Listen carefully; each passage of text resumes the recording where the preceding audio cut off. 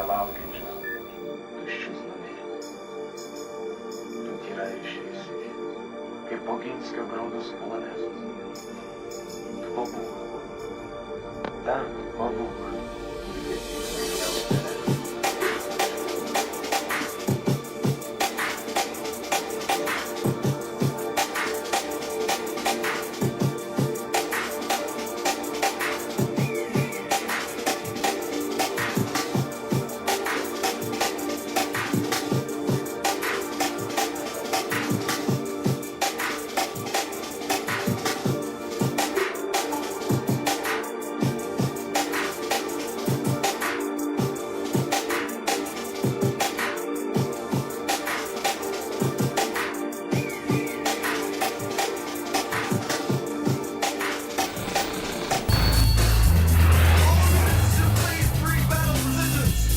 Battle for Earth begins.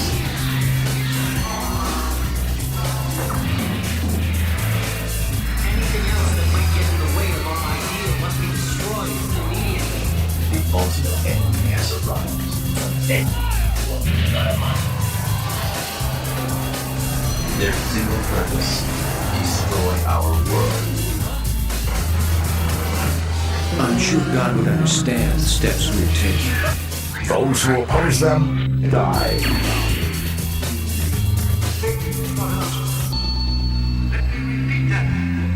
If this mission fails, if we are unsuccessful, we have no future. We've had enough! Isn't it about time that people realize the ones posing the most threat are none other than yourselves? This result is natural. What this is war. Commence destruction.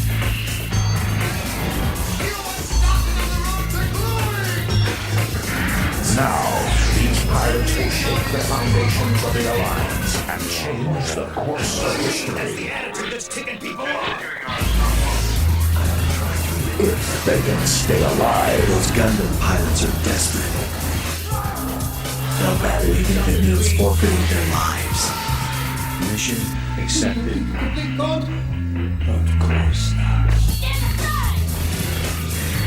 Just like it is with the stars, there are bright ones and there are those that are dim. both sides prepare for the final battle. Suit up. Nothing good can ever come from staying with normal people. Be very careful.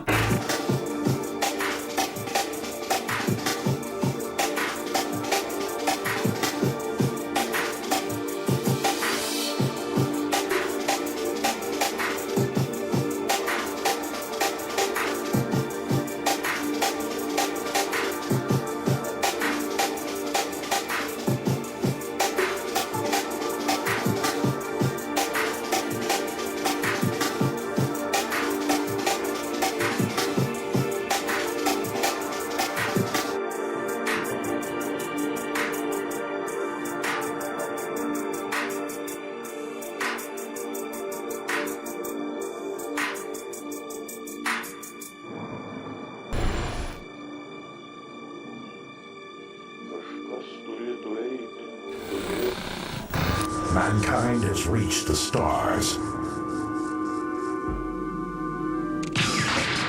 There has to be some sort of punishment.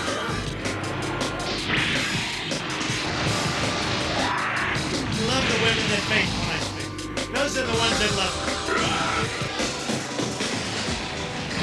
Time out! Get set! Go!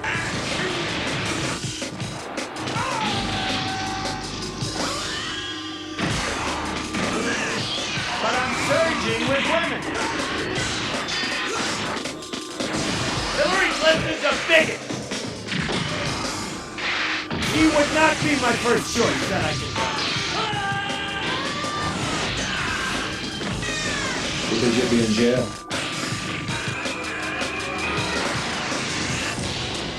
Would I approve waterboard? You bet your ass I approve. And I'd bring back a hell of a lot worse than waterboarding.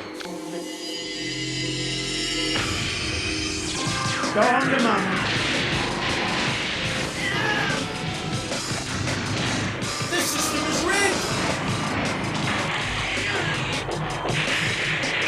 Where I could stand in the middle of Fifth Avenue and shoot somebody and I wouldn't lose any voters, okay? It's like incredible. I guarantee you there's no problem. I think we should take a drug test prior to this.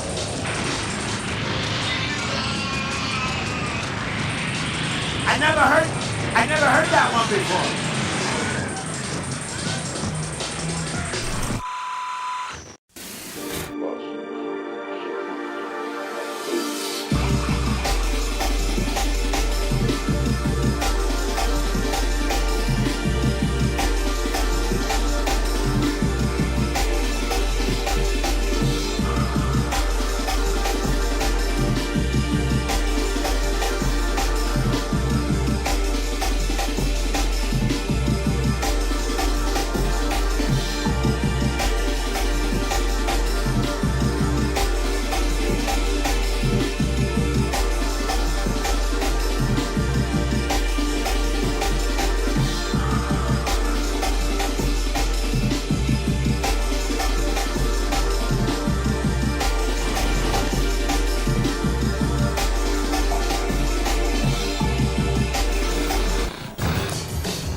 Mechanized army of circuitry and metal, cold and emotionless, carry out tasks without conscience.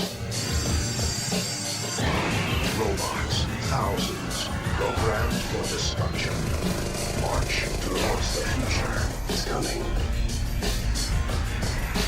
Man's greatest inventions, making the impossible possible, are no longer under our control. Technological strength will just become a threat to the Earth. This new breed of technology makes humanity obsolete. Robots, thinking, acting on their own, begin their march toward domination.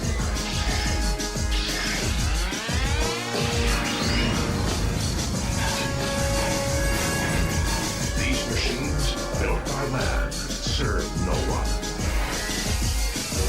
The robots among us, watching, waiting, calculate their new world order. Their time is coming. They cannot be stopped. Attention, strange weapons are approaching. Attention, strange weapons are approaching.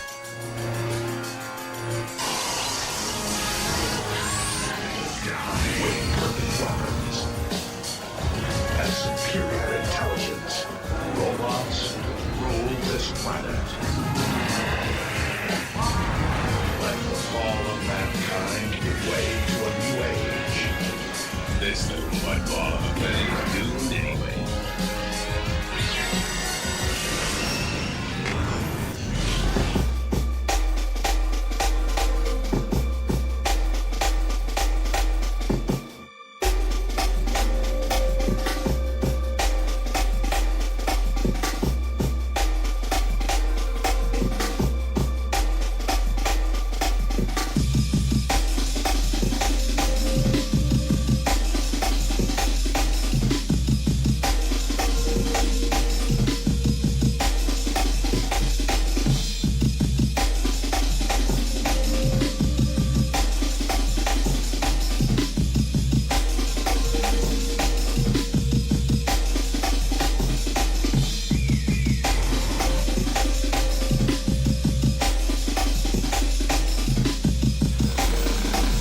Universal Century 0079. The 1-year war rages on. Space-noids against Earth dwellers. I'm gonna drive the Xeon forces right off the Earth. Zeke against Faye. Not bad for a Betty, but I bet you're not ready for this! As both sides prepare for the final battle. Run for it! The secret love of two enemies may be mankind's only hope for peace. Really get to you believe you're still fire and enemy? They're no better than they are. We're in a fight, well,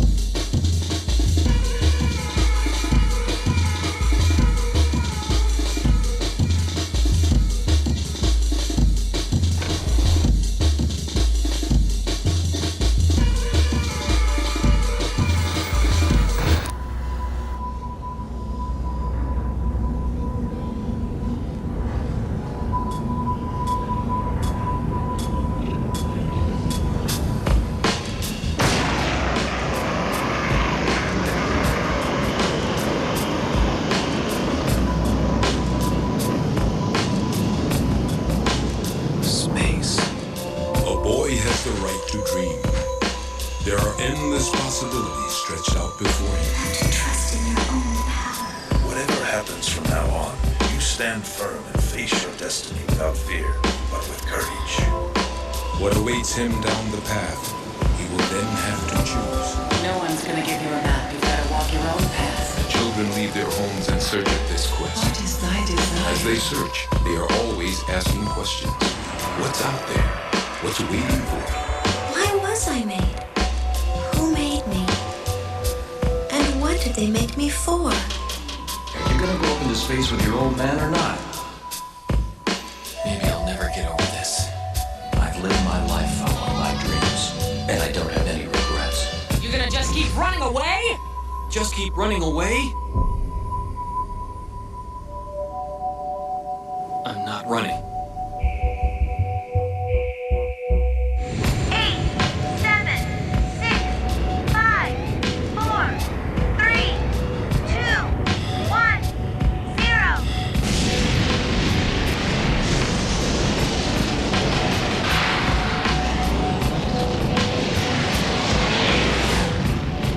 Believe in yourself and create your own destiny. Don't fear failure.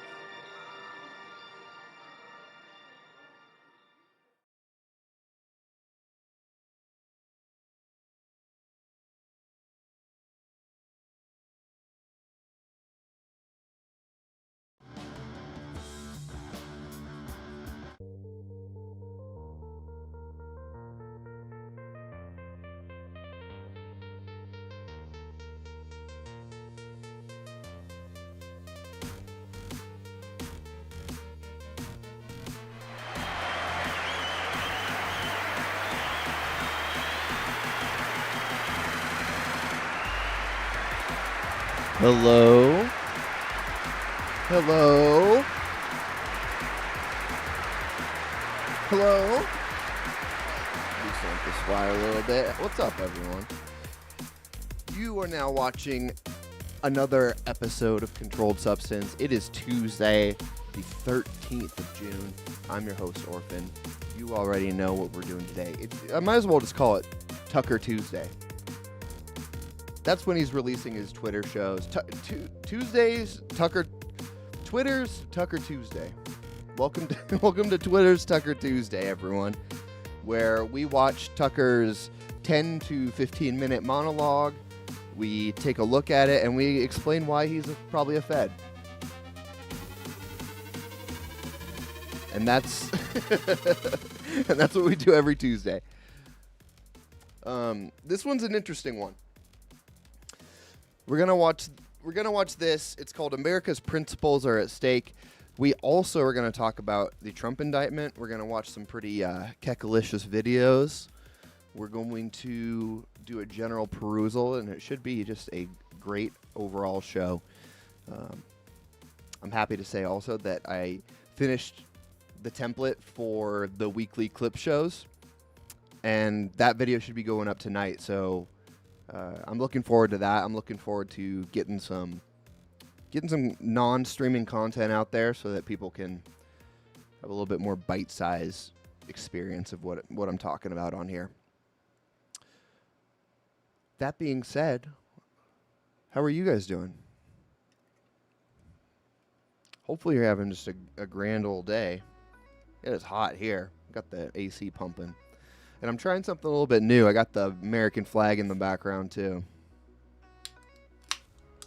Just in case anyone thinks I'm unpatriotic.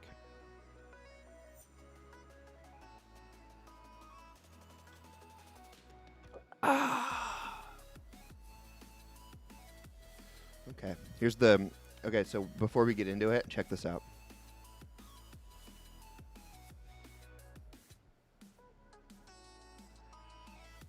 That's the best part about having this projector. You can't do that with a green screen now, can you? Riddle me this, green screeners. You can't do that. Okay, let's hop right into it. We'll start out with Tucker. And it may, in fact, lead us into some of the indictment stuff, but rest assured we will cover it all. But for now, we're on to the blue pill. Let's get it. Righto. Tucker Carlson dropped a third episode today.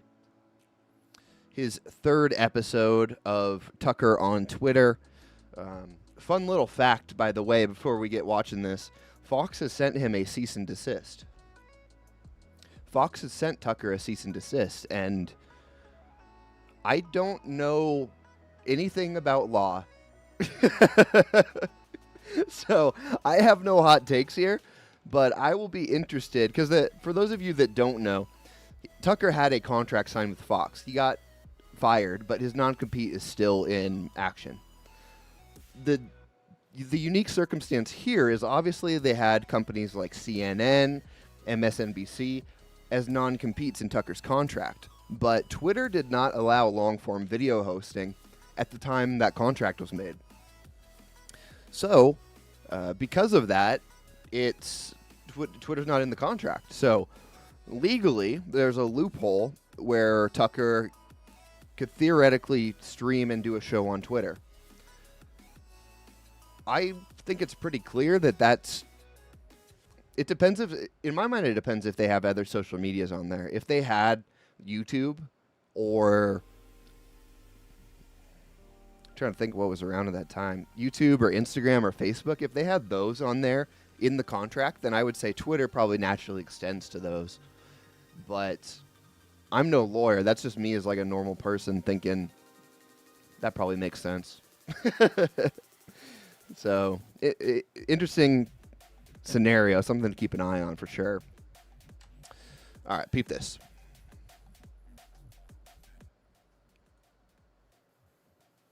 The Biden administration arrested Donald Trump this afternoon. They had him arraigned and fingerprinted in a Miami courthouse like the accused felon he now technically is.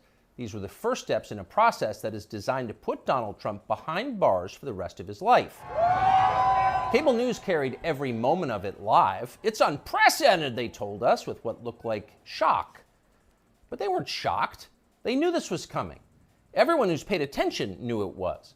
What just happened was always going to happen. It's been inevitable since February 16th, 2016. That's the day Donald Trump made a blood enemy of the largest and most powerful organization in human history, which would be the federal government. Despite what you may remember, it wasn't anything that Trump had said about immigration or trade with China or rapists from Mexico. Those are the stories that dominated the headlines that year. Trump's a racist, they screamed. Stop him. But inside Washington, that was just noise. None of it really rated.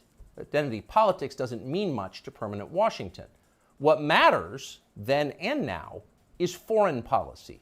The invasions and occupations and proxy wars. The decisions that determine which global populations will thrive and which will die. the policies that come with trillion-dollar price tags, the ones that over time have made the counties around D.C. the richest suburbs in the world. In Washington, that's what actually matters, and it's obvious when you look carefully.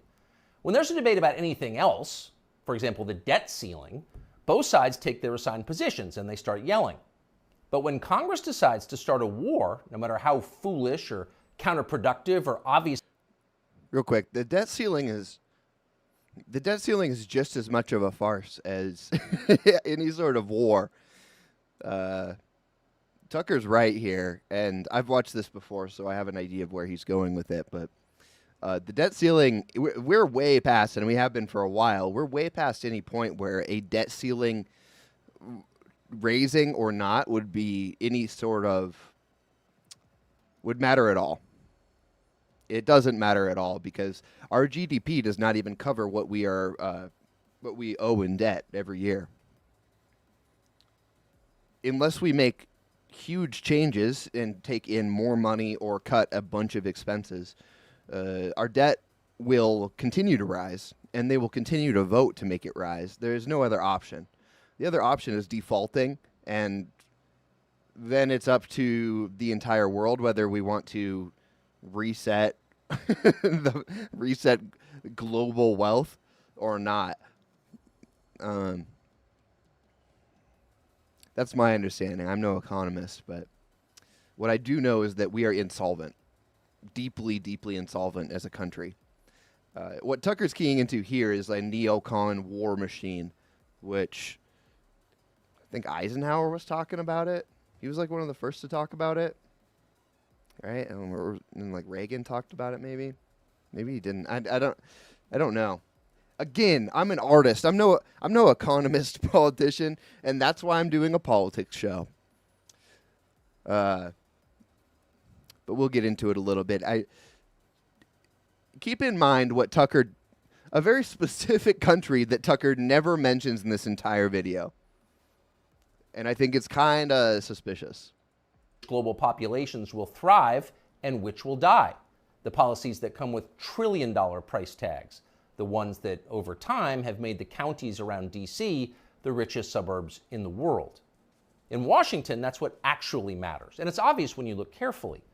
When there's a debate about anything else, for example, the debt ceiling, both sides take their assigned positions and they start yelling. But when Congress decides to start a war, no matter how foolish or counterproductive or obviously disconnected from America's core interests that war may be, when that happens, the leaders of both parties automatically jump behind it like circus clowns. And then they stay there, sometimes for decades.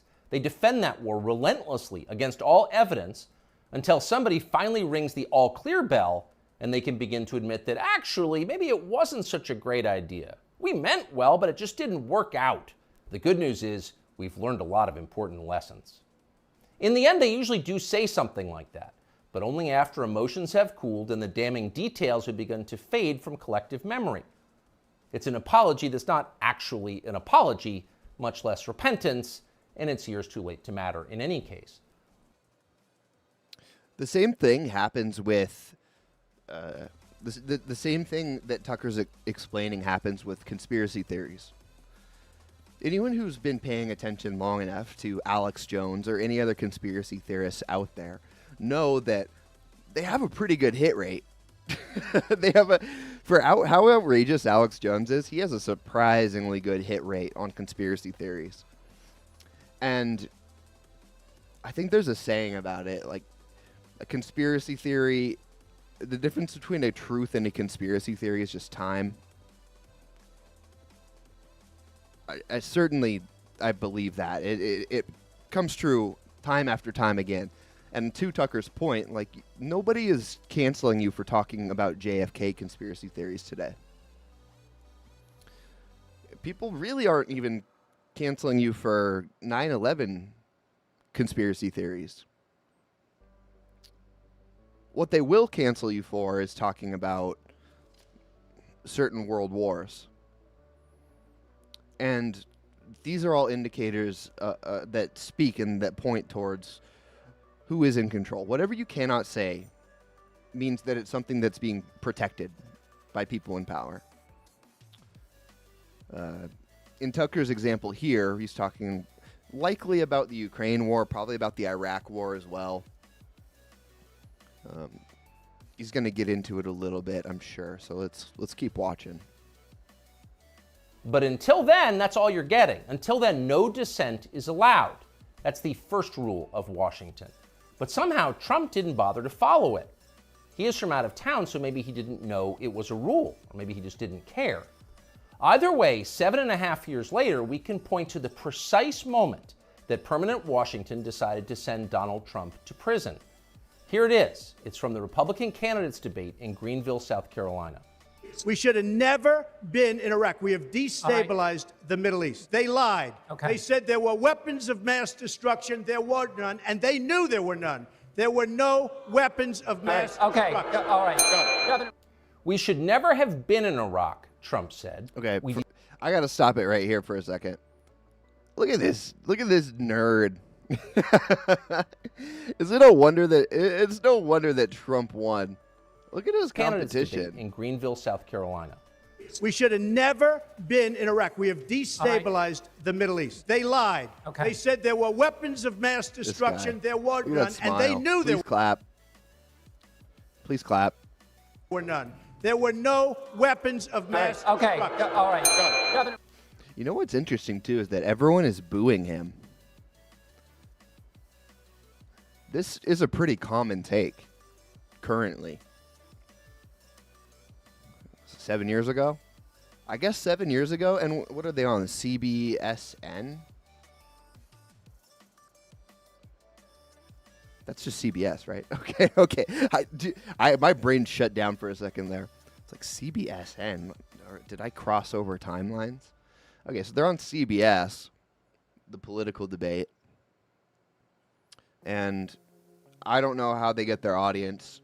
We talked about how CNN gets their audience for the town hall, but people booing that we shouldn't be in a war in Iraq because there weren't weapons of mass destruction. There weren't weapons of mass destruction. Everyone knows that.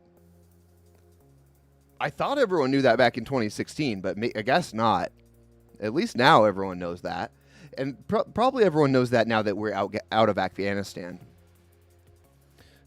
Again, to Tucker's point, just enough time before things, we made a mistake. Weapons of mass destruction, there were none, and they knew there were none. There were no weapons of mass Okay. destruction. All right. We should never have been in Iraq, Trump said. We destabilized the Middle East. Now, by the time Trump said that, a lot of Republican primary voters were starting to reach the same conclusion. How could they not? But it was the next line that doomed Trump to today's arrest. They lied, he said. There were no weapons of mass destruction, and they knew there were none. Now, when he said that, a few in the crowd booed. Most just sat there in silence, stunned. Can he say that? Well, he said it anyway. And by saying that, he sealed his fate. That was the one thing you were not allowed to say, because it implicated too many people on both sides, which on this topic is really just one side. Hillary Clinton was guilty of it, but so was Paul Ryan. All of them were guilty. They all knew, they all lied. And to a person, they hated Donald Trump for exposing them. After that, it was pretty clear that even if he did get elected president, Trump was going to have a very hard time controlling the federal government he was supposed to be in charge of. Most of permanent Washington decided that thwarting Trump was the single most important mission in their lives. Everything depended on it. Many of them said so publicly. But others didn't say so publicly. In fact, the stealthier ones took another path. They ran toward Trump, not away from him. They sucked up to him. They ingratiated themselves to the man they intuitively understood was susceptible to flattery, which Trump is. And they did this in order to subvert his new administration from the inside. There were a number of these, and you could spot them immediately. They were flatterers. Invariably, the ones who flattered Trump the most hated him the most and disagreed the most strongly with his views. You saw them in the hallways of the White House and at press conferences. They were there slobbering over their boss with elaborate self-abasement, as if they were addressing a monarch or a god. It was a scene from the Ottoman court. I think we all wish that Trump was a monarch. If you're watching this 25 years from now and Trump is not cryogenically frozen and running our country, then we've failed as a people. We have failed as a people if there is not a cybernetic Trump continuing to rule America and the globe in 2065. And that's my hot take. That's my take for the day. It's 2065 cybernetic Trump versus who would be his opponent? They'd probably bring Obama back at that point. And this is even if we have a democracy. Ideally, Trump will get in, turn himself into a robot, and then take over the United States as a monarch, as a dictator. What's the likelihood of that? If you were to bet on that, I'd say there's probably a 10% chance that that actually happens. Why do I think it's a 10% chance? Because I'm a man of God, and I believe anything is possible through our Lord and Savior, including a cybernetic monarch Trump. If God really cares about us, if God made us and loves us and cares about us, then why hasn't he made a cybernetic Trump yet? Checkmate, atheists.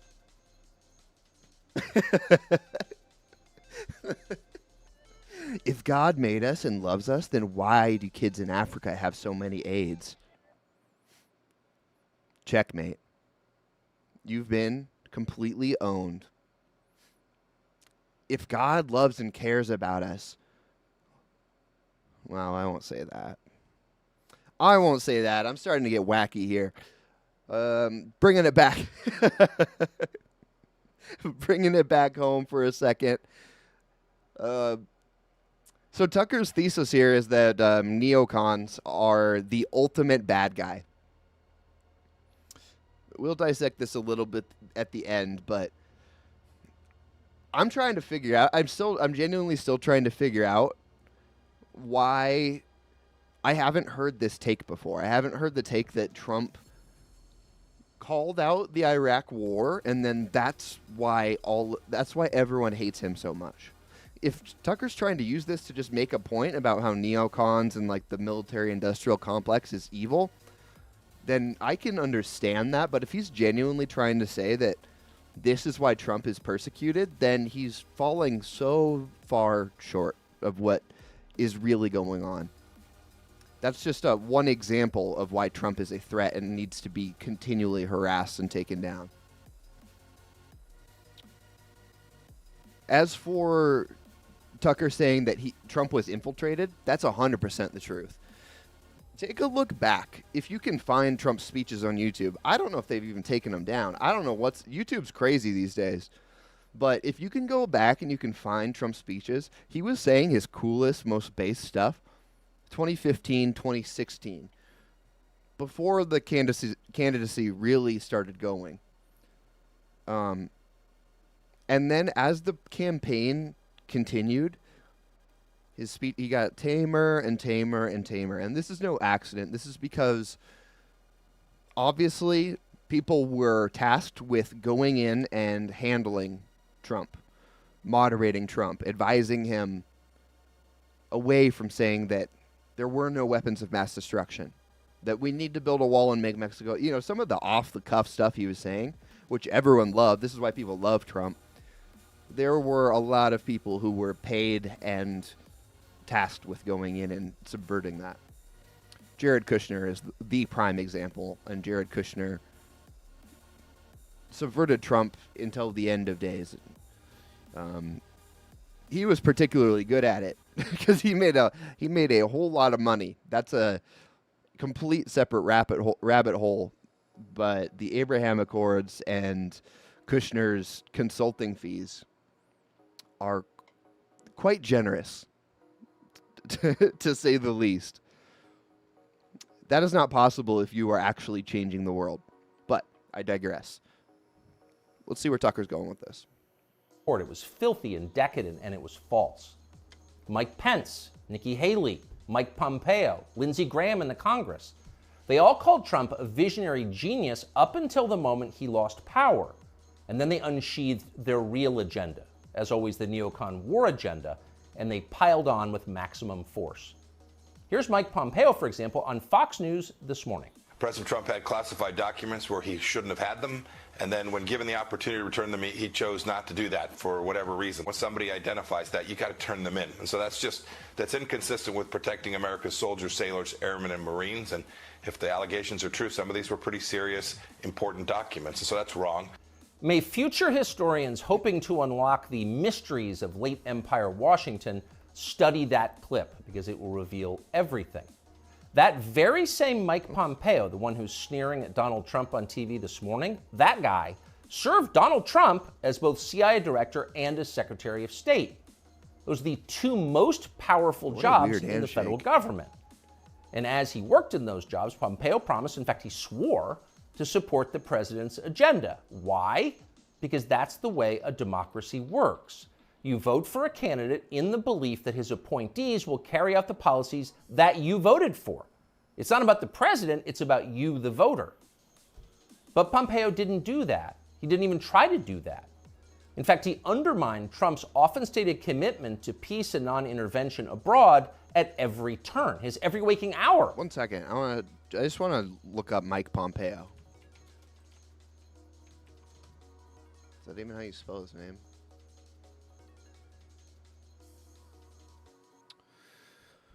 Oh. Director of the CIA, 70th Secretary of State, once a critic of Donald Trump, whom he called an authoritarian, Pompeo became one of the biggest supporters. Yeah, it is interesting how they just all become supporters.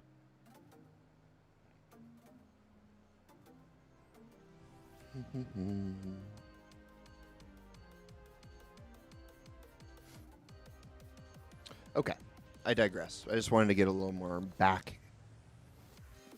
backstory on the dude. I don't know much about it. War in some faraway foreign country or other. Iran, Syria, Russia, North Korea, the list goes on. But rather than telling Trump that he disagreed with his ideas, as a man would, Pompeo toadied up to Trump, a man he despised, in the oiliest, most over-the-top way imaginable. Ask anyone who worked in that White House at the time. Who is the appointee most likely to tell Donald Trump on a daily basis that he was handsome, virile, sleek, and powerful? Mike Pompeo. That will be the consensus answer. Those of us who saw firsthand Pompeo's relentless kowtowing will never forget it. It was indelibly repulsive. No one with self-respect could do something like that. But Mike Pompeo did it effortlessly, with relish and verve. Okay. Now this same Tucker has some words. Listen to this diction. Verve? I haven't heard someone use the word verve legitimately in a sentence ever. I have never once in my life heard verve used correctly in a sentence. Likely to tell Donald Trump on a daily basis that he was handsome, virile, sleek, and powerful. I would love to be described as sleek. That will be the consensus answer. Those of us who saw firsthand Pompeo's relentless kowtowing will never forget it. It was indelibly repulsive. Indelibly No one with repulsive. self-respect could do something like that. But Mike Pompeo did it effortlessly, with relish and verve. Relish. Now, this same person is telling Fox News viewers that he fears for the silver-tongued fox safety of our military, our soldiers, sailors, airmen, and Marines, in the approved phrase, because Donald Trump took some classified documents home and didn't immediately return them to the National Archives? What a lie that is. Mike Pompeo knows that's a lie. He spent his entire life in Washington. Washington is a city where internal memos about Labor Day are classified because everything is classified. Your government has classified more than 1 billion federal documents, most of them boring and pointless and a danger to no one, and locked them away in secret where you can't see them because you may be an American citizen, but not really, and therefore you don't have the necessary clearances to know what's going on. And by the way, none of this is done in order to make America safer, any more than COVID restrictions were designed to keep you healthy. No. It's a caste system. That's the point. And you're the untouchable in this hierarchy. It's not even a cool caste system. I keep trying to tell this to everyone. Okay. Rolling up my sleeves for rant time. Caste system. People laugh at me when I say we need a monarchy. What do you think we have now? For really, what do you think we have now? We have a shadow oligarchy that runs the world. There is a group of people, unidentified, with unlimited money and power.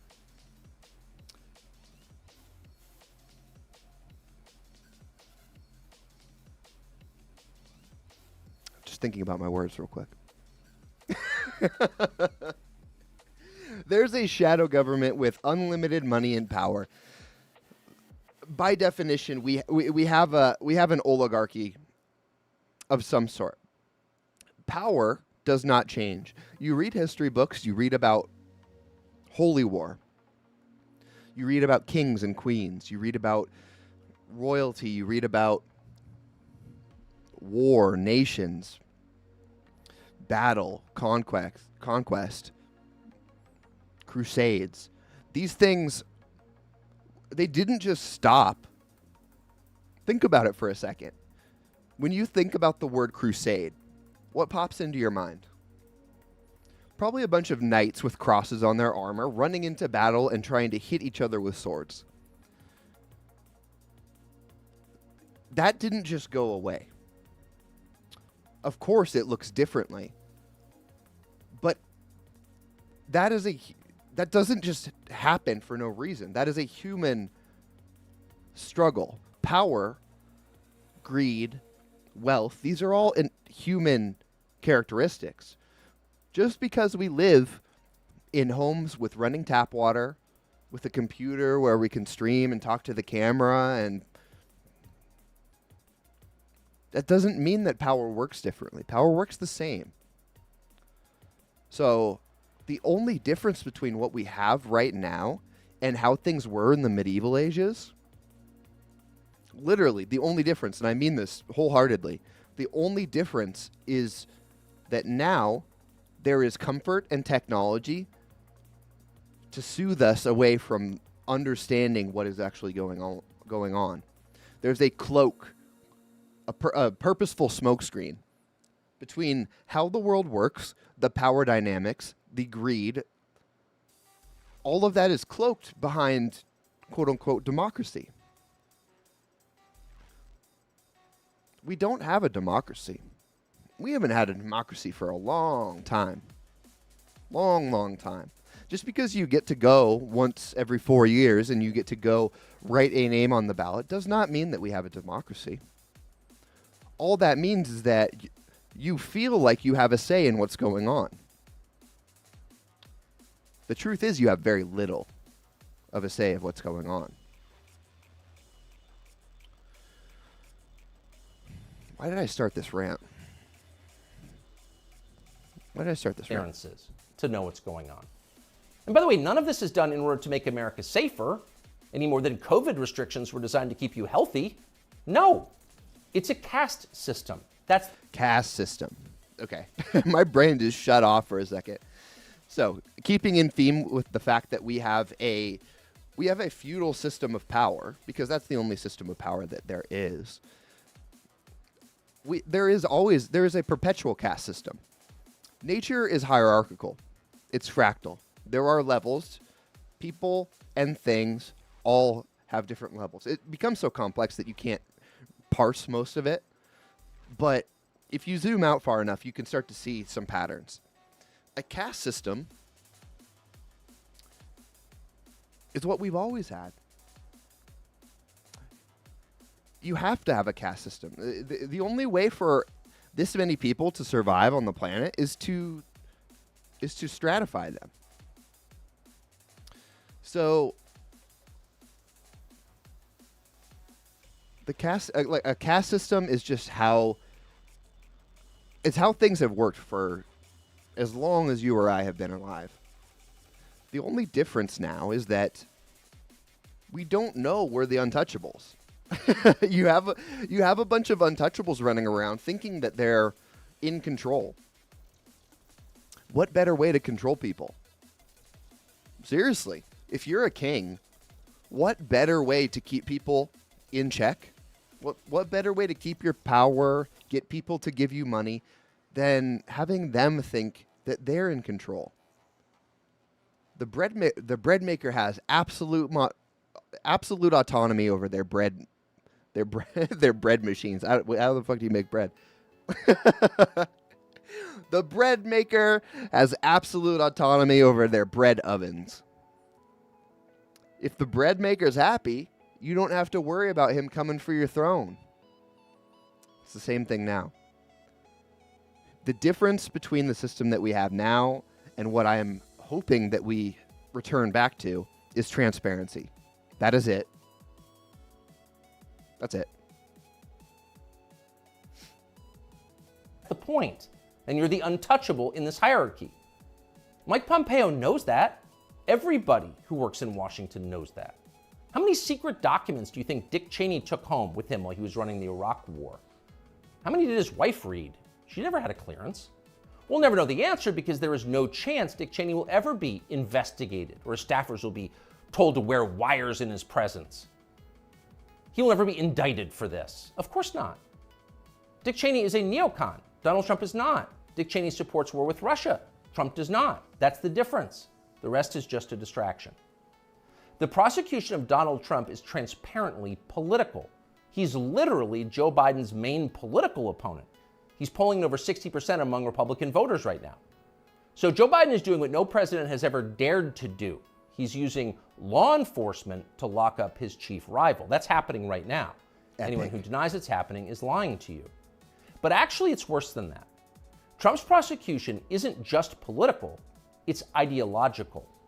Nobody with Trump's views is allowed to have power in this country. Criticize our wars and you're disqualified. If you keep it up, we'll send you to prison. That's the message Washington is sending.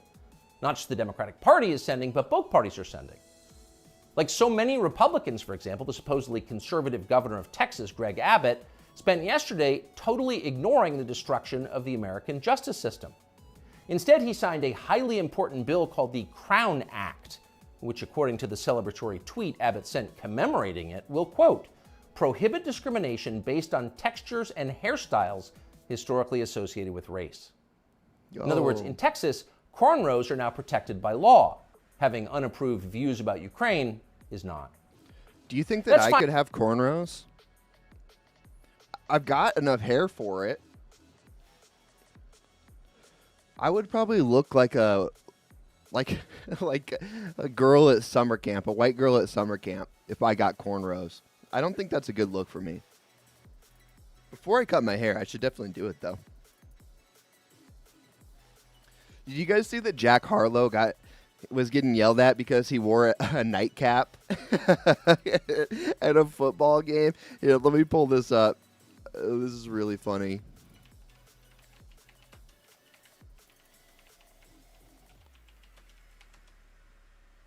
Oh, when I saw this, I laughed really hard.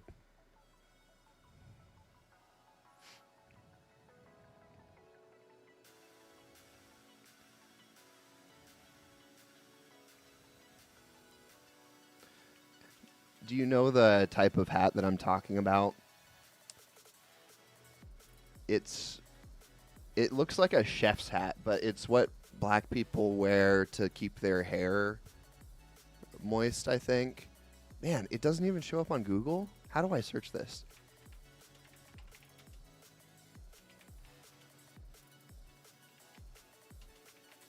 Okay, how about Jack Harlow black chef hat? Do you think that will come up? No. Google's just... Oh, here it is! I found it! Okay, check this out.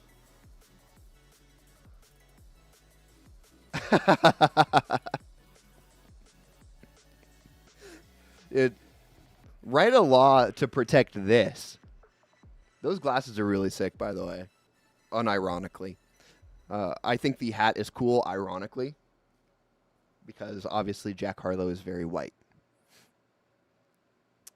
Also, I don't think even black people wear this out in public. I think it's like a house item. It's really funny, though. All right. Anyways, I digress. What were we talking about? Oh, yeah. Someday I'm gonna get cornrows. Trust me. Fine with most elected Republicans. They find Trump tiresome and embarrassing. Their donors hate him. They will not be sad if he dies in jail. But what about voters? What are they learning from this spectacle? Well, mostly they're learning that they have no power at all because nobody cares about them. But they already knew that. Unlike so many of our elected leaders, they have been to America recently. They know what it looks like. Have you seen it? If you've got a few days this summer, find out. Take a road trip and see for yourself. Drive 500 miles in any direction and then come home. How are things looking? Well, they should look great. The federal government spent $6.5 trillion last year. That's more than any government has ever spent, ever. So at the very least, you would expect pristine public roads. Oh no, that's not what you see when you drive around this country. There are potholes and Jersey barriers everywhere. Yeah, the roads Looks are like terrible. Tegucigalpa before the Chinese decided to rebuild the infrastructure of Honduras. We don't have China buying our roads. So they're falling apart. You'd think the people you would pass on your road trip would look happy and prosperous. Again, this is a very rich country. But a lot of them don't. Quite a few appear to be strung out on drugs. You see them shuffling by shuttered storefronts in small towns. And you wonder, as you see all of this, where did all the money go? It's certainly not here. Well, it's in Washington. It's in Fairfax and Loudoun counties, and in leafy, perfectly manicured Northwest D.C. Is it all in Washington, Tucker? Because I know where about $3 billion of it goes every single year. I know where $3 billion of it goes every single year. And there doesn't seem to be much in return for that $3 billion. This is another... Tucker is making a very specific point here. He's also saying that people hate Trump when Tucker himself hates Trump. Do you guys remember the tweet leaks? I'll get into that after. I'm seeing we only have like a couple minutes left, so I'll get into that shortly after because it is the grand point here. But it just how Tucker is choosing to frame this story is so interesting to me. I haven't heard this take, and it's very unconventional to frame this within the lens of neocons when this story is so much larger. And of course, a huge chunk of it went to Ukraine, to Zelensky and his friends. Not because you voted for that. You didn't vote to give it to them. You never would. But because Joe Biden and his many allies, from Chuck Schumer to Mitch McConnell to Paul Ryan, and every single news anchor on all of television, all of them believe that Ukraine, its borders, its future, its infrastructure are all more important than the town that you live in. They sincerely think that, and it's obvious. Everyone in power thinks that, except for Donald Trump. Whatever else you say about him, Trump is the one guy with an actual shot at becoming president who dissents from Washington's long-standing pointless war agenda. And for that one fact, they're trying to take Trump out before you can vote for him. True. And that should upset you more than anything that's happened in American politics in your lifetime. Even if you don't plan to vote for Donald Trump, even if you would die before voting for Donald Trump, which is your right, and a lot of good people feel that way, even still, the destruction of our democracy, which is the right of voters to support any candidate they want, even candidates who don't want war with Russia, the destruction of that should keep you up at night. Yes, Donald Trump is a flawed man, but his sins are minor compared to those of his persecutors. In this life, we don't get to choose our martyrs. We can only choose our principles, and America's are at stake. There you have it.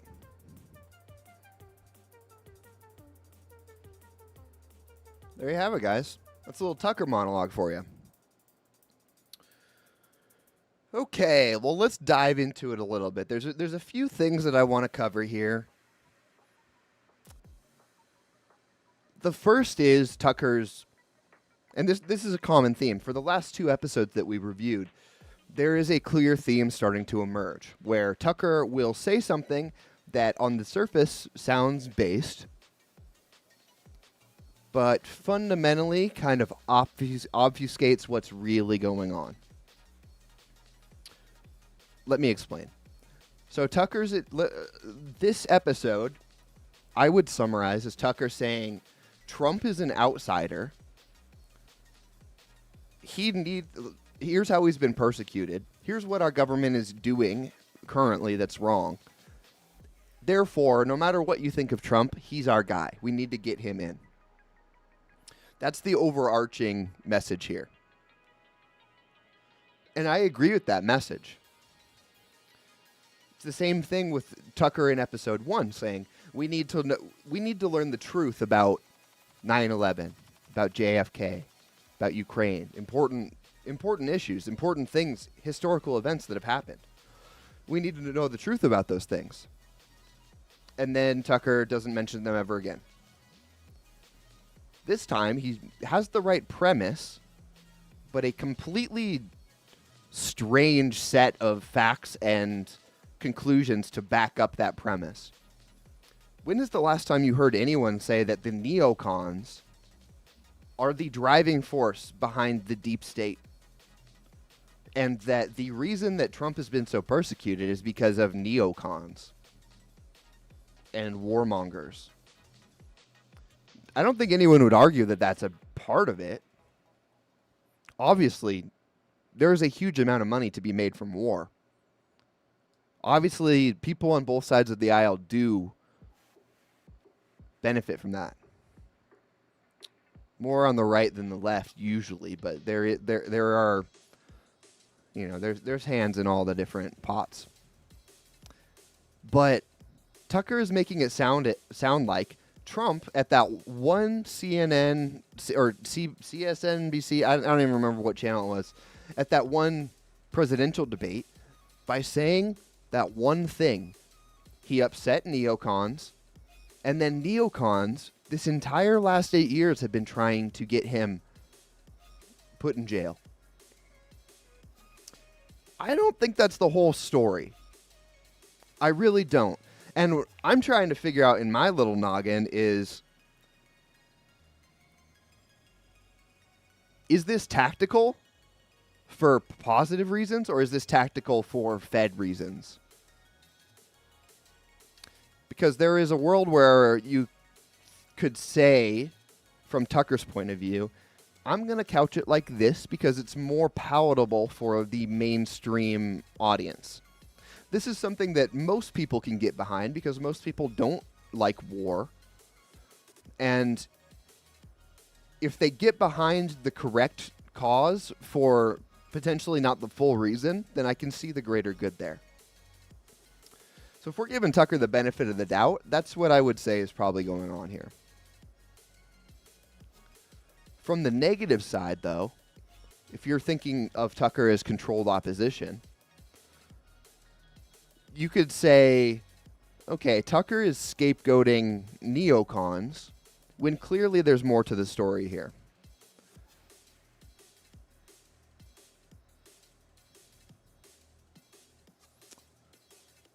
I'm thinking for a second about what... Let me just think how I want to couch this for a second.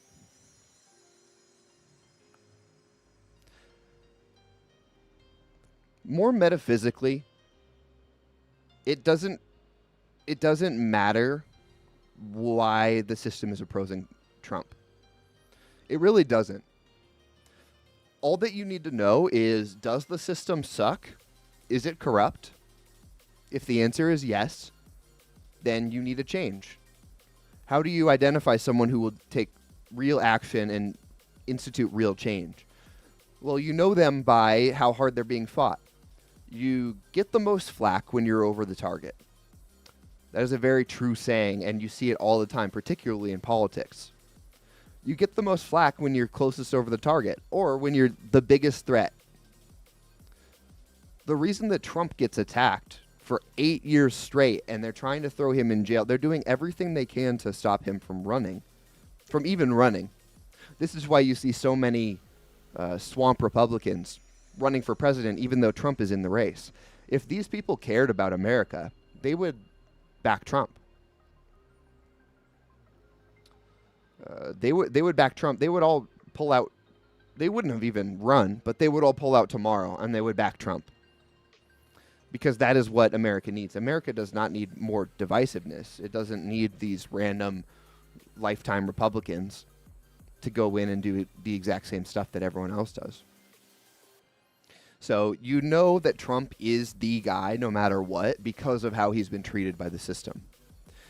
Whether or not he made the changes that we would have liked to see in his first term, it does not matter because he is still the best that we have. And he needs to be the best that we have needs to be supported no matter what.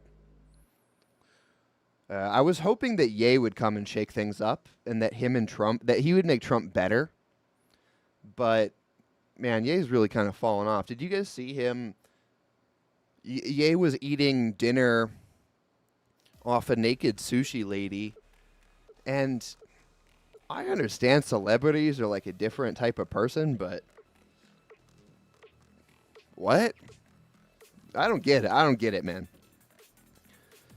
I don't get celebrities. I don't think I ever will. Even if I become a celebrity, which I will. I'm not going to be eating sushi off of naked ladies. Maybe I don't want to say that. The only naked lady I'm going to be eating sushi off of is my wife, brother. You can take that to the bank. The only naked sushi lady that I have in my life is my wife. She says, no, you won't. Okay, well, yes, I will. If I want that to happen, it will happen. The only reason that it's not happening currently is because I've decided I don't need that today. And that's really what it boils down to. If you want your wife to be a naked sushi lady, you just knock her unconscious. And, oh, you said no, you won't eat it off a random lady. Okay, there we go. So you agree. I thought you were being insubordinate and churlish, and I was about to. Well, we're on. This is getting far, far away from the point. The point is, Ye shouldn't be eating sushi. The point is, Ye shouldn't be eating sushi off some random naked lady. Get your shit together, Ye. I don't care how good the sushi is. Maybe it's just like the best sushi. Maybe that makes it taste better. Maybe there's some sort of health benefit that I don't know about. I don't know. I don't get it. It just that of all the decadent, luxurious things, eating sushi off a naked lady, that has got to be one of the most decadent actions that you can do, besides having like an eyes wide shut party or something. It's absurd. That there is no reason to do that, except for just to show yourself that you're rich. Talk about slavery. Imagine if plantation owners they didn't have plates or dishes. They just ate. They just ate all of their food off of their slaves. Or in Egypt, anywhere that there's been slaves. Imagine if, like, that's how ridiculous that this level of, like, there's no reason to be eating food off of naked people. That doesn't even make sense. It's so offensive. It's offensive to us poor people. To us blue collar fork and knife sushi eaters. That's who it's offensive to. To us chopstick connoisseurs. You can't be eating food off of naked people. Have you ever smelled a naked person? Honestly, why are you eating food off of a naked person? Why? If she hadn't, the only way I'm eating food off a naked person is if they showered 5 minutes before. I watch them get out of the shower, they towel off, and then put a short rib on their stomach. That's the only way. People are gross. I'm not gonna have a shittier dining experience just because someone wants to be naked around me. It probably wasn't even Ye. Ye probably didn't even Ye probably didn't even want this to happen. Some random female probably just came off the street and was like, I need to get naked in front of Ye. And just maybe even didn't take a shower, just started loading up sushi onto her butt. Yeah, imagine Ye showing up to the restaurant and he's like, you got to get this out of here. You got to get this out of here. Who is this? I don't even know who this is. Of course I'm not going to eat sushi off your ass crack. I don't even know you.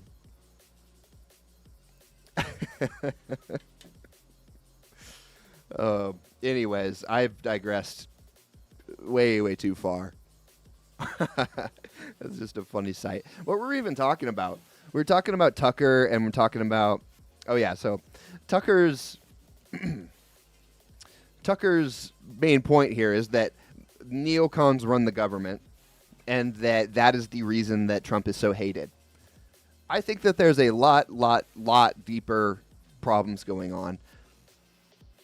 You could talk about what group of people is insanely overrepresented in the government and how they are neocons themselves. Like, there are deeper things than being a neocon that are going on in our government. But the suffice to say, Tucker is identifying correctly that the threat that Trump represents is he's independently wealthy. He does not care about the established system. And he has the chance, he has the power, and if he cares about America, which it seems like he does, he has the reason to completely uproot the system. Drain the swamp is terrifying to people in power. They've spent a century building up the swamp. Longer than a century. The swamp's been being built since the day America started. And they make a ton of money. You will not take a chance. Even someone who probably won't do it. Like, oh, they have a 1% chance of changing the system.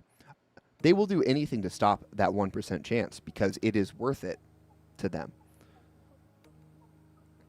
This is why they cancel people. There's a very specific set of criteria to be canceled. And if you look at the pattern of people who are genuinely canceled, I'm talking no checking account canceled. I'm talking federal indictment. I'm talking putting in jail. You know, there is a common thread between these people usually. It has to do with insubordination. It has to do with the refusal to ever go away. And it has to do with being a true man who is willing to make a difference. And then there are also common talking points. Usually have to do with certain types of power, certain types of religion. You know, the transportation department. That is another thing. And if you don't know what I'm talking about, just... It doesn't matter. It does matter. It doesn't matter. It does matter. It doesn't matter who I'm talking about, but it does matter. It does matter. So don't think about it too much. Definitely don't look into it. Definitely don't look into why there's a certain group of people that is 3% of the population and they own everything. Don't look into that. Don't. It's not worth your time because it's the neocons. The neocons are doing this. Here's why it's so pernicious, right? I'll explain it because I'm kind of just talking through my thoughts right now. Why it's so pernicious is it goes back to what we talk about Tucker all the time. He is an individualist. He does not want people to be defined by anything other than a nebulous belief system. Neocons. If you ask Tucker who are neocons, he would give you a couple people and then say you fire those people. Is our government fixed? Is everything okay now? Get rid of Mike Pompeo. You know, throw him in jail, take him out of power, you know, whatever you want to do. Does that fix things? And this is why I go down the Fed route so much. You can prescribe something that is close to on the mark, but if it doesn't hit the bullseye, it doesn't change anything. And this is all the type of thing that Tucker talks about. It's the neocons are the problem. Well, the neocons are a problem, but take away all the neocons. Is our system fixed? It's not. And this is precisely what controlled opposition does. They say something that sounds awesome. It's getting very close to the point. But it doesn't hit the mark. It doesn't topple the house of cards. It just takes a chunk out of it. They can rebuild. They know they can rebuild. Generational power is what these people aspire to. They're okay. I was watching the Tate interview last night, that like 4-hour interview. He was saying some good stuff. It's almost like if you take all these Fed operatives and you put their talking points together, then you get the real picture.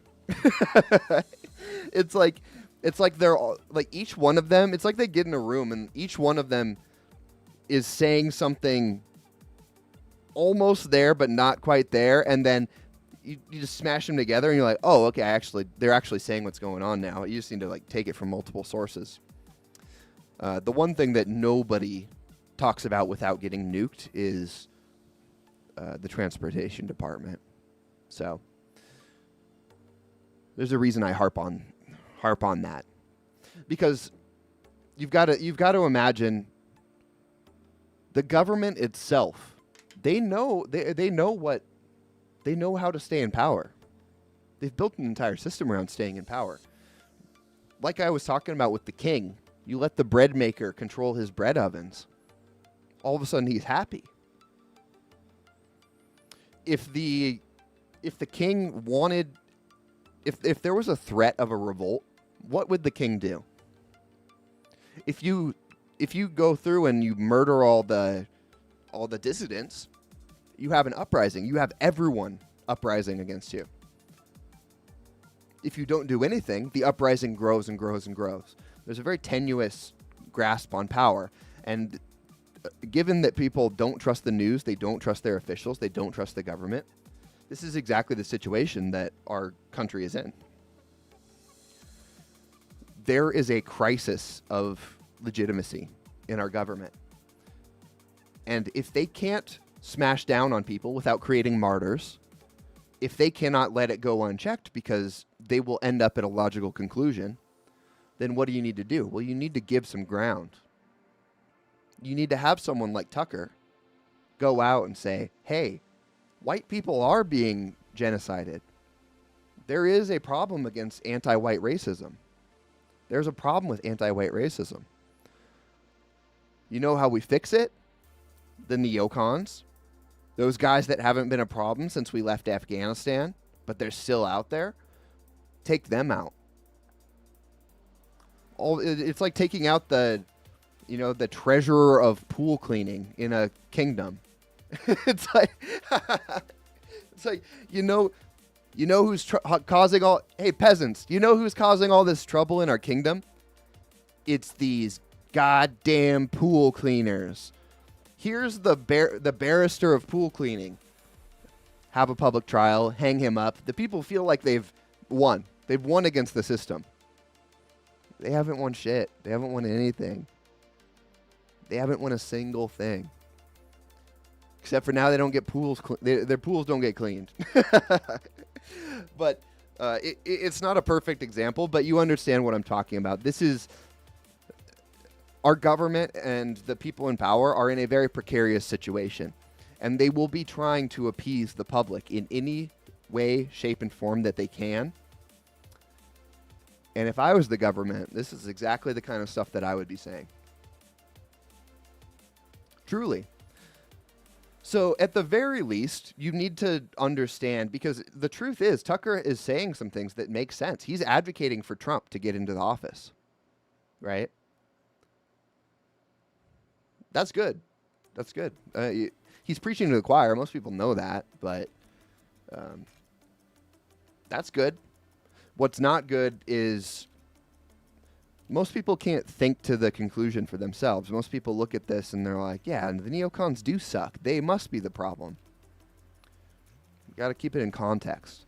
This is why any of these people, Andrew Tate, Tucker Carlson, Alex Jones, you need to take what they're saying. You need to be smart enough to parse what is good information that makes sense and what is information that does not seem quite right.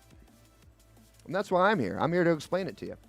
Because I'm just a normal guy living in the woods talking about what I see. I'm not even a politician. I'm not a politician. I'm not an economist. I'm none of these things. I'm a graphic designer.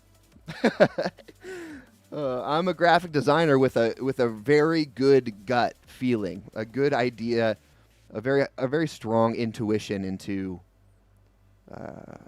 the world. You could call it wisdom, I guess. And I'm just trying to make a difference. I'm just trying to help. So take everything that I'm saying with a grain of salt if you want, but I guarantee if you start thinking about the world through the lens that I'm providing here, it makes a lot of sense, things that are going on. And some of these inconsistencies that you pick up on, they start to fall into place. People do things. They do things on purpose, particularly people in power. You don't accidentally get to rule the world. You know what you're doing, and you want to keep yourself there. These people are not dumb. There's a lot of incompetence, yes.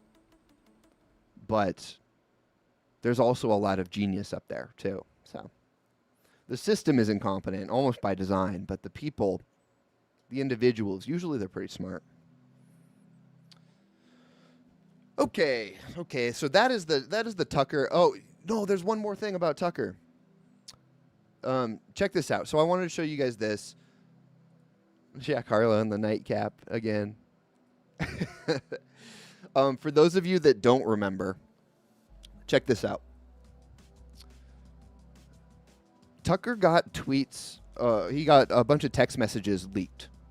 So Tucker's coming out very, very pro-Trump in this monologue, correct? He wants to come across as pro-Trump.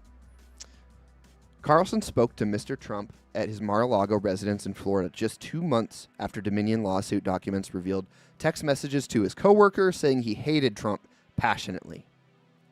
Okay, this is the same guy that we just heard do a 15-minute monologue on why Trump is the most persecuted man and needs to be our president. Says he hated Trump passionately. The text also revealed he called the one-time president a demonic force, a destroyer. Okay? We are very, very close to being able to ignore Trump most nights, Carlson told an unknown Fox News employee just 2 days before the January 6th Capitol riot. According to the court documents, quote, I truly can't wait. So we have hate Trump passionately, a demonic force, a destroyer. We're very close to being able to ignore him. I truly can't wait.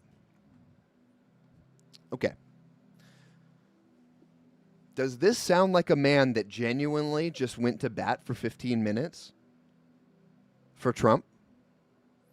Nothing has changed since January 6th and now. Nothing to make people support Trump more or support Trump less. Like really, our political situation is pretty similar. So this man, and people can change their opinions, but you have to think, this was not a public opinion, right? This is a fundamental discrepancy between something that Tucker got caught saying in leaked text messages versus what he's been saying publicly on his show and now on his Twitter live show. Tucker has always been supportive of Trump publicly. But public persona is manufacturable. He has scriptwriters. You're not seeing the real Tucker out there.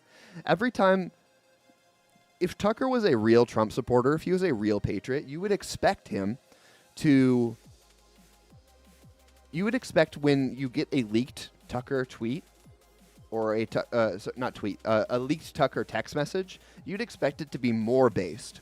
If he was really our guy and he was on primetime news, he would have to control himself on the news because of his bosses because of the fact that they're on national television. He wouldn't be able to say fully whatever he means. And this is why we've been reviewing the Tucker shows, is because what he does now that he's quote-unquote free to say whatever he wants, this is where the rubber meets the road.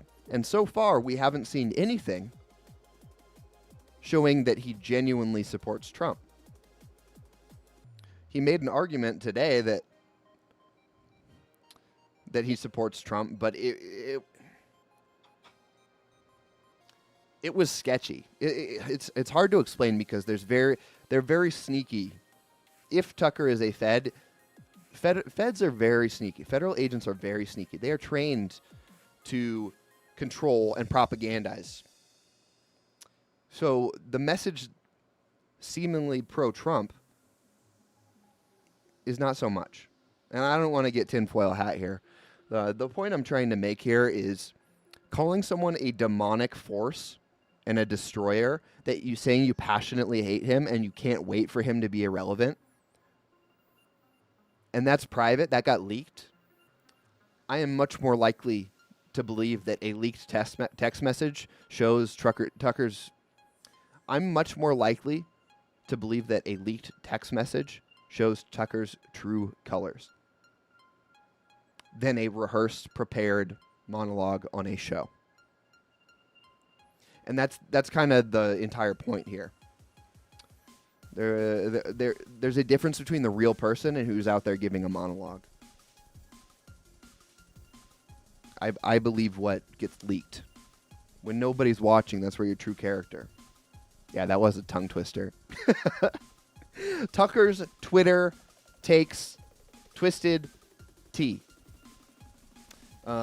So, still skeptical. Tucker has not done anything on this new free speech Twitter show to prove to me that he is not controlled op.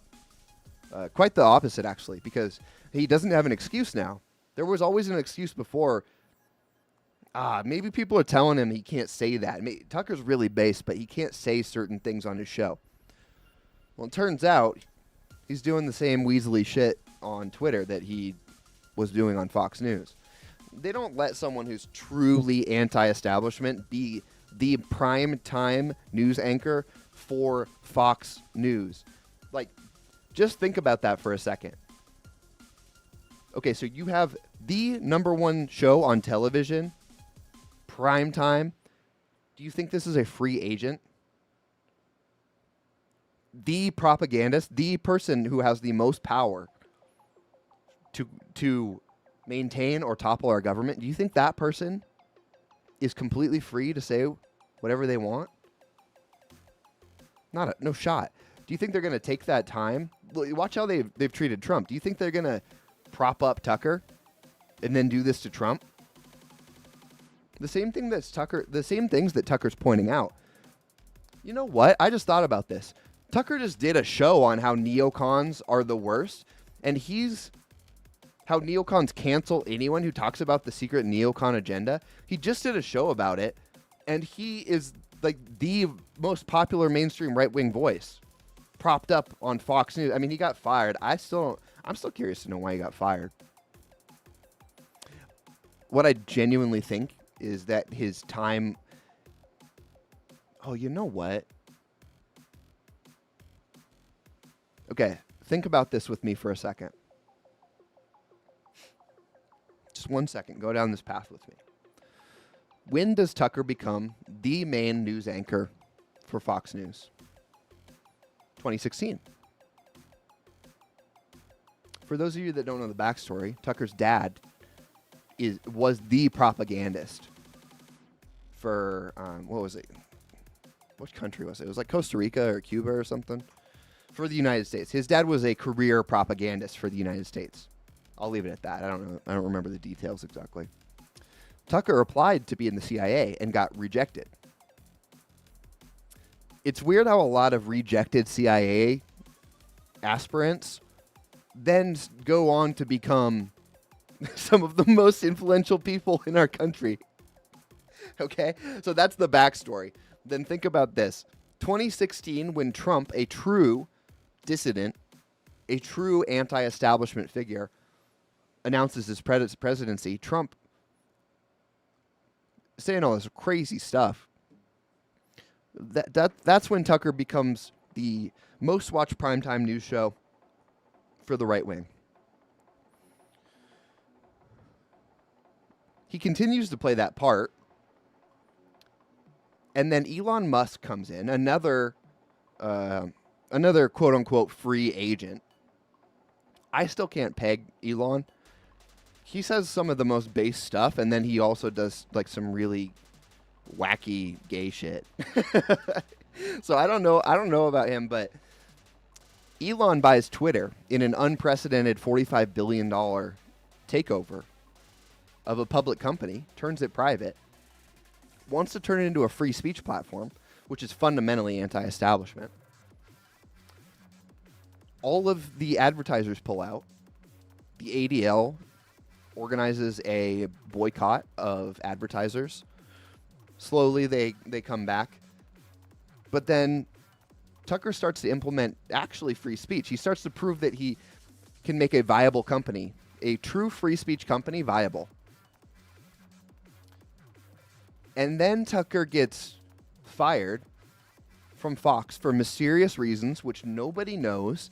There were some leaked videos, but they were just like really stupid. There's no way that he got fired from his primetime spot because of the videos that they promoted.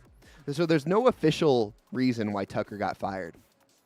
And now he is the figurehead. He is the propped up political show on Twitter,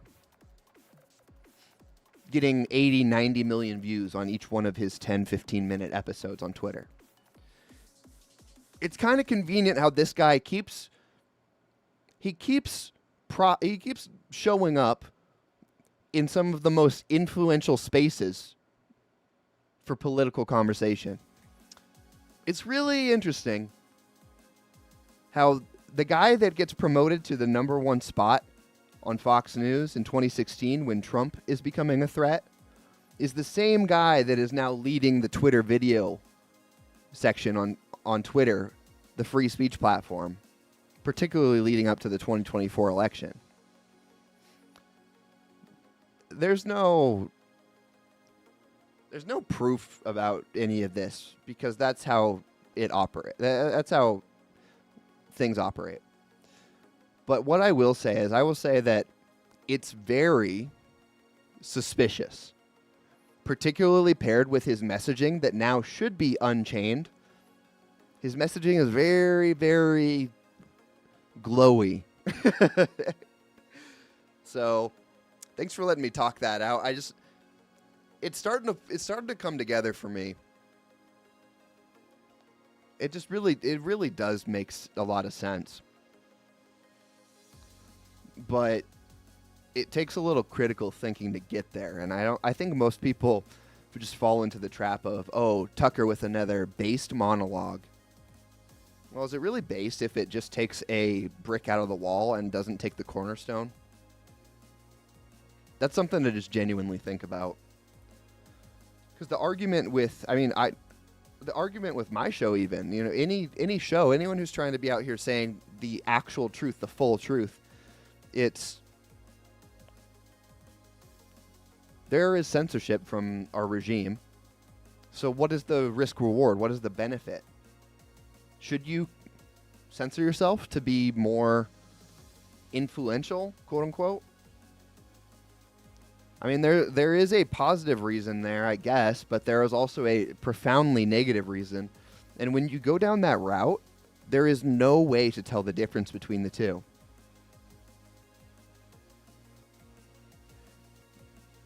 And like I said before, we're in a war, so you don't win a war by taking half steps. You don't win a war by... Eventually in a war, you can be tactical, but eventually in a war, you need to go and fight. You know what I mean? There are tactics to war, but at the end of the day, you need to take their castle. And so Tucker's like a general saying, we need to go fight the war over there in the swamp, and he's giving a bunch of tactical reasons. He's like, the swampland is like really low, so we'd be able to we'd be able to dig their, dig irrigation in there and like poison their water. And like he's giving all these reasons. But at the end of the day, what you need to do is you need to march up to the castle. You need to knock their wall down. So if you're looking at the small picture, yes, taking the swamp makes sense. If you're looking at the big picture, it's like, no, we need to go take the castle.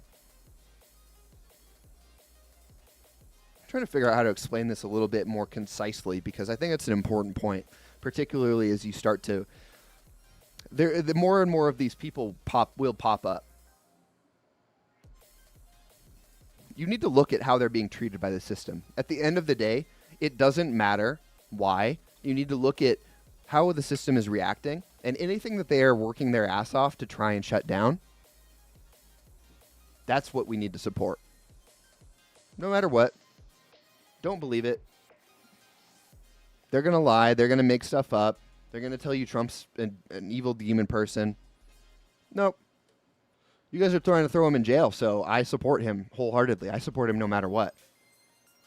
Why? He said this. He's so brash and he's orange. Yeah, I don't care. I don't care. I saw you guys trying to put him in jail.